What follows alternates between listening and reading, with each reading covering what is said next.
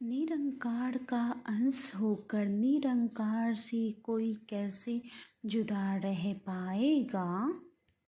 निरंकार से जुदा होकर जीवन में कोई कैसे सुख पाएगा। संतों जी, हम सब भी इस परम पिता परमेश्वर निरंकार के अंश हैं। इस निरंकार से जुदा होकर हम कभी जीवन में खुश नहीं रह पाएंगे और दुनिया में कहीं भी जाएंगे हमें सिर्फ और सिर्फ ठोकरें ही मिलेंगी।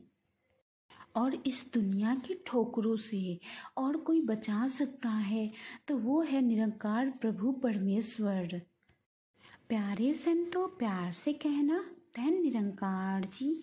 संतों जी, दासी उम्मीद करती है कि आज की साखी आप जी को बहुत ही पसंद आएगी।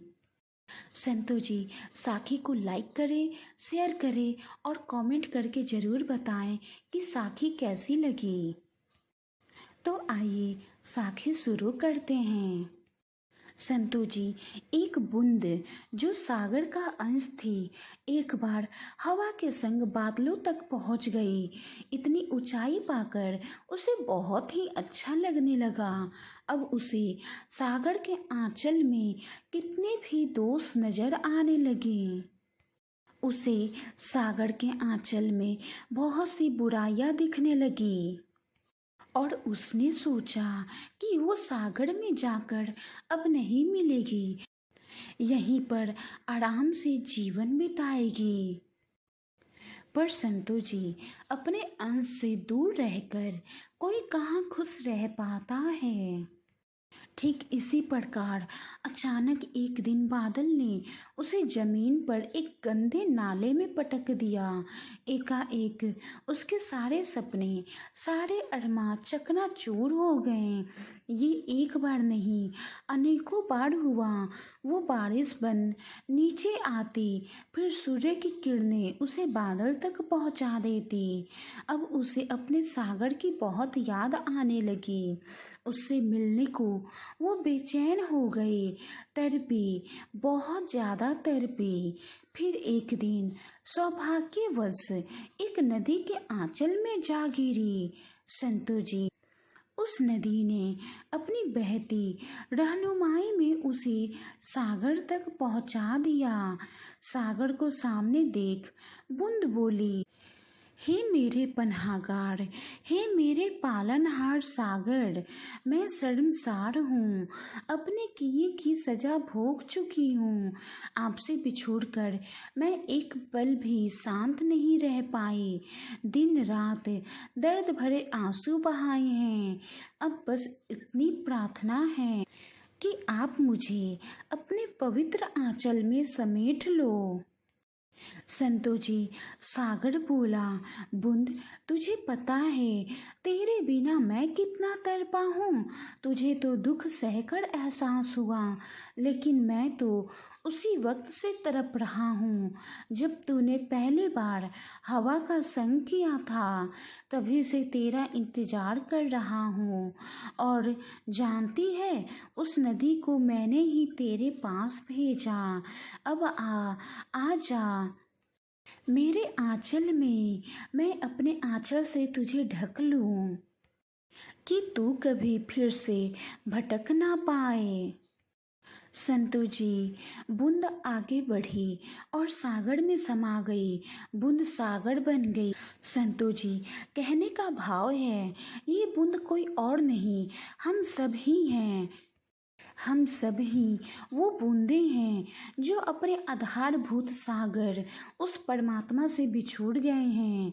इसलिए ना जाने कितने जन्मों से भटक रहे हैं और वो ईश्वर ना जाने कब से हमसे मिलने को तड़प रहा है।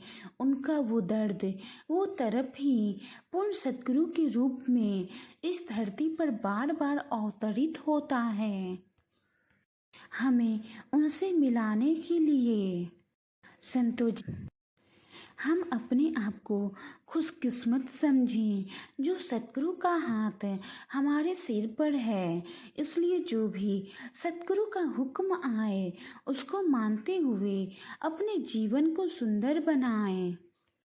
संतो जी सतगुरु के हुक्म पर चलेंगे, सतगुरु के शिक्षाओं पर चलेंगे तो हमारा जीवन भी सुखमय होगा और हम अपने परमात्मा से हमेशा जुड़े रहेंगे। संतो जी हम सब भी इस निरंकार प्रभु परमपिता परमेश्वर के अंश हैं। इनसे जुदा होकर हम दुनिया के चकाचौंध में थोड़े दिन या कुछ समय के लिए खुशी तो पा सकते हैं, लेकिन उसके बाद हमें दुनिया की ठोकरें ही मिलती रहेंगी और हम कभी खुश नहीं रह पाएंगे। जिस प्रकार बूंद अपने अंश सागर से जुदा होकर हवा में चली गई और कुछ समय के लिए खुशी पा लिया, लेकिन उसे हवा ने भी नीचे पटक दिया और उसके बाद वो ठोकर ही ठोकर खाती रही जब तक अपने अंश सागर से नहीं मिल पाई। और अपने अंश सागर से मिल जाने के बाद खुशियों ने फिर दस्तक दे दी। संतु जी ठीक इसी प्रकार हम भी अपने अंश निरंकार से जुदा होने के बाद दुनिया की चकाचौंध में सिर्फ ठोकरे ही खाएंगे। और संतो जी ये निरंकार भी हमसे जुदा होकर अपने गुरु सिखों से जुदा होकर खुश नहीं रह पाता है और वो हमें हर पल किसी न किसी जरिए रास्ता दिखाते जाता है ताकि हम दोबारा अपने इस अंश निरंकार से मिल पाएं। संतो जी दुनिया की चकाचौंध तो अपने आप में हमें फंसाने की पूरी कोशिश करती है।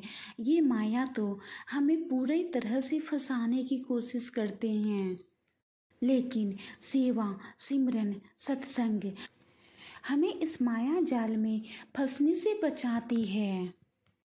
सेवा सिमरन सत्संग हमें हमेशा अपने अंश से जोड़े रखती है।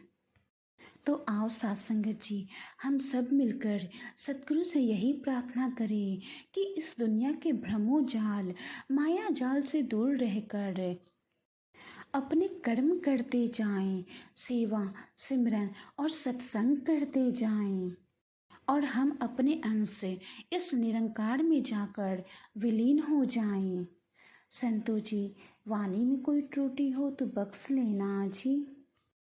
गुरु प्यारी साध संगत जी प्यार से कहना धन निरंकार जी। निरंकार का अंश होकर निरंकार से